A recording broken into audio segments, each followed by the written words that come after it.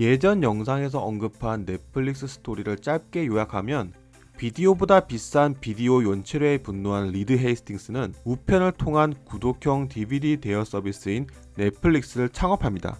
그 후 12년 만에 전미 최대 비디오 대여 업체인 블록버스터를 파산시키고 넷플릭스 되다란 말을 만들어내며 파괴적 혁신의 대명사가 됩니다. 인터넷을 통한 스트리밍 서비스까지 진출한 넷플릭스는 기존의 케이블사들과 경쟁 관계가 됩니다. 리드 헤이스팅스는 인터뷰를 할 때마다 코드 커터, 코드 네버란 말을 자주 썼습니다. 이는 시청자들이 기존의 유선을 통해 보는 유료 방송의 케이블을 끊고 저렴한 가격으로 TV 프로그램을 스스로 선택하고 싶어 할 것이란 그의 예측이었습니다. 이런 구호는 기존 유료 케이블 방송사들에겐 서늘한 얘기였습니다. 넷플릭스에게 위협을 느낀 케이블사들은 넷플릭스를 공격하기 위해 세 가지 전략을 취합니다. 먼저 콘텐츠 판권 계약에서 우위를 활용해 재계약 판권 계약금을 올려버립니다. 두 번째로는 당시 넷플릭스가 인터넷 사용의 35%의 많은 사용량을 점유하고 있던 점에 착안해서 인터넷 종량제 도입을 추진합니다. 이는 넷플릭스의 추가 비용을 유발시켜 가격 경쟁력을 확보할 수 있었습니다. 그리고 타임워너에서는 TV 에브리웨어 전략으로 타임워너 방송을 추가금 없이 TV 이외의 기기에서도 볼 수 있게 하려고 했습니다. 이는 넷플릭스와 같은 OTT 서비스 따라잡기의 일환이었죠. 이런 케이블사들의 공격에 넷플릭스는 어떻게 대응했을까요? 먼저 콘텐츠 판권 계약금을 올려버리는 것은 넷플릭스에게 타격이 있었습니다. 2013년 스타즈와의 판권 재계약에 실패한 넷플릭스는 $300였던 주가가 9개월 만에 $58까지 폭락했습니다. 이때의 영향인지 넷플릭스가 오리지널 콘텐츠에 쏟아부는 어마무시한 투자는 유명합니다. 오리지널 콘텐츠를 만들기 위한 투자금은 매우 크지만 한번 만들어진 콘텐츠는 영원히 넷플릭스가 소유하게 되니 과거의 콘텐츠 판권으로 어려움을 겪었던 경험에서 나오는 방향일 수 있을 것 같습니다. 다음으로 케이블사들의 인터넷 종량제 추진은 어떻게 되었을까요? 이것이 도입되었다면 당시 인터넷 사용의 35%를 점유하고 있던 넷플릭스에게 추가 비용으로 큰 부담이 생겼을 것입니다. 하지만 이러한 시도는 넷플릭스가 아닌 일반 인터넷 사용자들에 의해 좌절됩니다. 이 과정에서 바보 같았던 부분이 인터넷 종량제를 추진한다면 넷플릭스 같은 망 사용량이 큰 사업자들에게 추가 비용을 시키면서 일반 인터넷 사용량이 적은 사람에겐 사용료를 경감시킨다든지 하는 식으로 형평성을 맞춰야 했을 것입니다. 하지만 일방적으로 인터넷 사용료를 올리는 쪽으로만 설계를 했고 처음 인터넷 종량제가 실시된 텍사스 오스틴에서부터 시작된 사람들의 항의가 로체스터와 뉴욕까지 번지고 결국 주민들의 반발을 등에 업은 정치인들이 이를 막는 법안을 통과시키며 좌절됐습니다. 그리고 마지막 TV 에브리웨어 전략은 케이블사들도 넷플릭스처럼 다양한 기기에서 콘텐츠를 볼 수 있게 해서 넷플릭스를 따라잡겠다는 전략이었습니다. 2009년 타임워너가 발표한 이 전략은 제대로 해보지도 못하고 사라졌습니다. 이 과정에서 케이블사들의 대응에는 어설픈 면도 있었습니다. 흥행성 없는 오래된 콘텐츠 등의 판권을 넷플릭스에게 팔았던 것입니다. 어차피 수익이 나지 않는 오래된 콘텐츠니 팔아서 수익이 생기면 나쁠 것이 없다는 판단이었을 것입니다.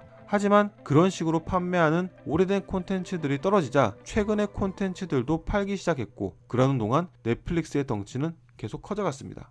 현재 넷플릭스는 페이스북, 아마존, 애플, 넷플릭스, 구글의 하나로 꼽힐 정도로 세계 탑 기업이 되었습니다. 그 과정에서 넷플릭스가 취한 성공 전략은 어떤 것들이 있었을까요? 추천 서비스는 넷플릭스가 다른 미디어 플랫폼과 차별화를 할 수 있었던 전략입니다. 여기서 데이터 활용의 강점을 보인 넷플릭스의 진면목이 드러나는데요. 사용자 데이터 수집은 DVD 우편 서비스 시절이 2000년 이때부터 시작됩니다.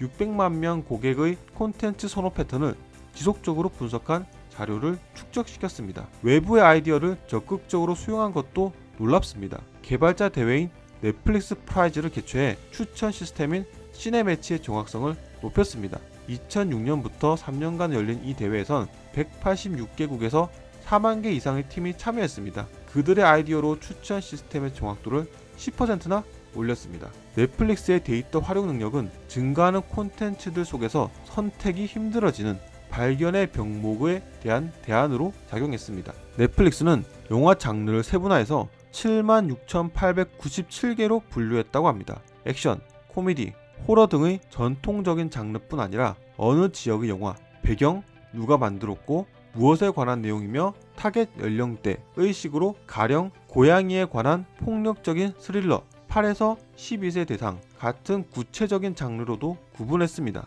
넷플릭스 초기에는 헤이스팅스가 직접 추천 알고리즘을 고안했다고 합니다. 직원들이 메타데이터를 작성하기 위해 36페이지의 문서에 꼼꼼하게 영화 정보들을 수작업으로 채워 넣었는데 얼마나 잔인한지, 얼마나 로맨틱한지, 주인공은 얼마나 도덕적인지, 결말이 해피엔딩인지, 배드엔딩인지, 주인공의 직업, 촬영 장소 등도 모두 입력했다고 합니다. 이렇게 더 이상 쪼갤 수 없는 단위까지 쪼개서 분석하다 보니 직원들이 이를 넷플릭스 양자이론이라고 불렀다고 합니다.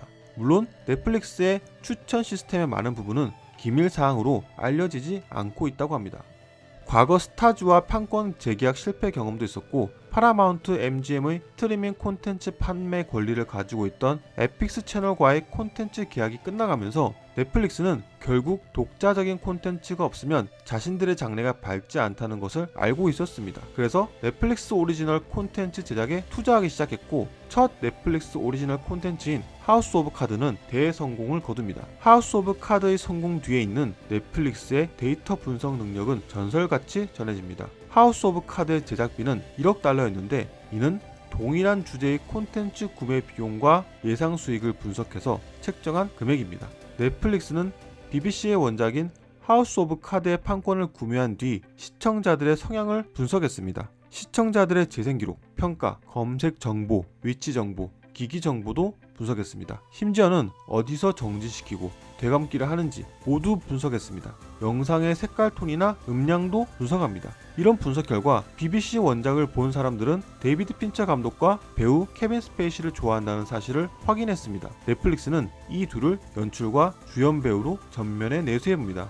2014년 즈음부터 넷플릭스가 보인 재밌는 변화는 영화 콘텐츠 비율을 줄이고 있다는 사실입니다. 미국 기준으로 8,000개가 넘던 콘텐츠가 5,000개 중반으로 줄었는데 계약 종료되는 콘텐츠 대신 새롭게 추가하는 콘텐츠를 드라마 위주로 수급하고 있었습니다. 이런 변화를 보인 이유는 바로 시청자들의 시청 패턴 때문입니다. 넷플릭스가 시청자들의 시청 습관을 분석해보니 30% 이상이 몰아보기를 하고 있었습니다. 넷플릭스는 이 몰아보기가 새로운 콘텐츠 소비 문화로 자리 잡았다고 판단하고 고객의 사용 시간을 늘리기 위해선 개별 콘텐츠인 영화보단 몰아보기가 가능한 드라마에 투자하는 것이 낫다고 판단했습니다. 그렇다면 넷플릭스에서 영화 콘텐츠는 계속 감소하기만 할까요? 꼭 그렇다고 얘기할 수는 없을 것입니다. 몰아보기를 한 시청자의 약 60%는 영화같이 짧은 콘텐츠를 보며 휴식을 취하고 다시 몰아보기에 도전한다고 합니다. 몰아보기 사이에 즐길 수 있는 영화는 앞으로도 어느 정도의 비중을 차지할 것으로 예상됩니다.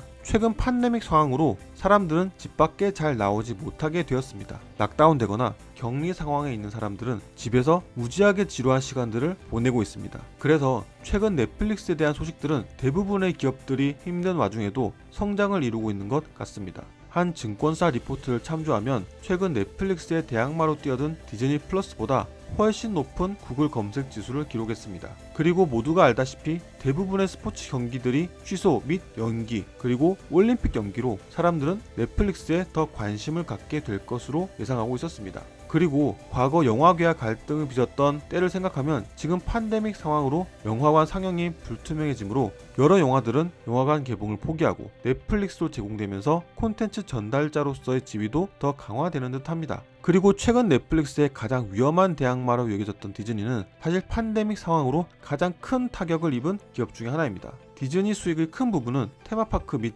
리조트, 영화 스튜디오 엔터테인먼트, 미디어 네트워크 등이 포함됩니다. 현재 팬데믹 상황으로 테마파크 등 관광산업은 말할 것도 없고 영화계 역시 매출 폭락이 불보듯하고 광고 시장이 축소되는 와중에 방송 미디어 산업 역시 좋기는 힘들 것입니다. 이를 반영하듯 하락한 주가에 넷플릭스는 주가를 높이며 넷플릭스의 시가총액이 디즈니를 넘어서게 됩니다. 팬데믹 상황으로 넷플릭스의 유료 가입자 증가분은 700만 명으로 예측됐습니다. 하지만 발표된 수치는 그 2배를 윗돕니다. 1분기 유료 가입자 증가가 무려 1770만 건에 달한 겁니다.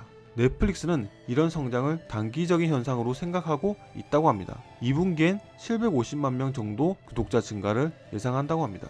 이번 영상에서는 케이블사들에 대항한 넷플릭스의 반격과 성공 전략, 그리고 팬데믹 상황에서 더 성장하고 있는 현황에 대해 얘기해 보았습니다. 오늘 영상이 재밌으셨다면 구독과 좋아요 부탁드립니다. 다큐리어스였습니다.